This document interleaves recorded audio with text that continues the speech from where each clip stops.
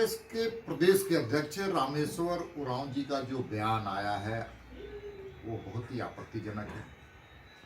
पहले अपने घर को संभाले, अपने ईंट और चार दीवारी पर उनको विश्वास नहीं है, अपने विधायकों पर विश्वास नहीं है, इसलिए इस प्रकार का अनाप शनाप बयान बोल करके अपने आप को चर्चित करने का उनका प्रयास है।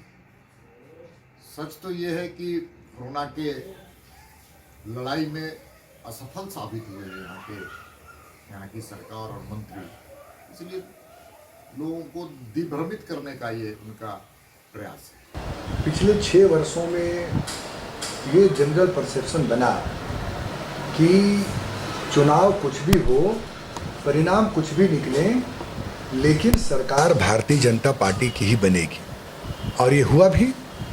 लेकिन महाराष्ट्र के परिणाम के बाद जब इन्होंने सुबह 4:30 बजे शपथ ग्रहण किया और जब वहाँ वो फेल हो गए तो इनकी कोशिश जो है वो लगातार जारी रही।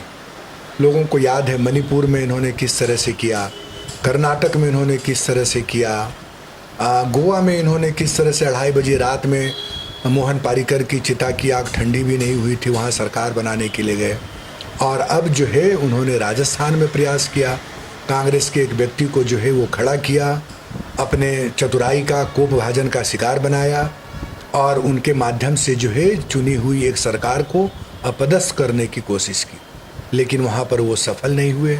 ये लगातार प्रधानमंत्री जी और गृह मंत्री जी के इशारे पर इस कोरोना संघर्ष में यही काम इनके द्वारा चल रहा है कि अब जब जनता से नकारे जा चुके हैं तो उनको 5 साल विपक्ष में बैठना चाहिए, जनता का विश्वास हासिल करना चाहिए, और यही हमारी भारत की लोकतंत्र की बुनियाद है। अब देखिए, इन्होंने राजस्थान में जब इनके मुंह की खानी हुई तो इन्होंने झारखंड में भी शुरू किया, राज्यसभा में भी झारखंड में इन्होंने शुरू किया था, लेकिन हमारे विधायक इंटैक्ट रहे, इनकी दाल नहीं गली।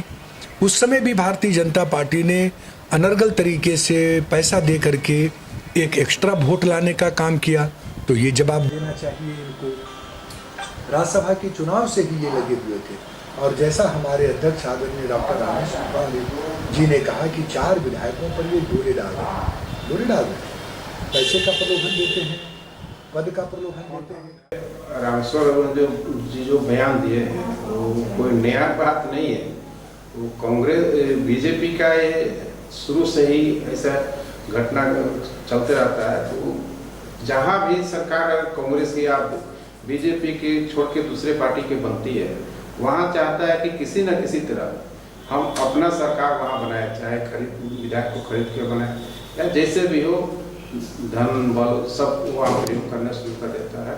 इसी तरह देखिए कि कर्नाटक का घटना देख लीजिए, मध्य प्रदेश का घटना देख लीजिए, अभी रिसेंट में कल का ही घटना है राजस्थान का देख लीजिए, राजस्थान में कैसे विधायक लोग खरीद फरोख्त किया जा रहा था। तो उसी तरह ये कोई नया बात नहीं है कि बीजेपी झारखंड में भी आज से नहीं, जब से सरकार बनी तब से ही प्रयास कर रही है कि कुछ विधायकों को खरीद फरोख्त कर अपना सरकार बनाए, क्योंकि वो दूसरे का सरकार देखना नहीं चाहती है।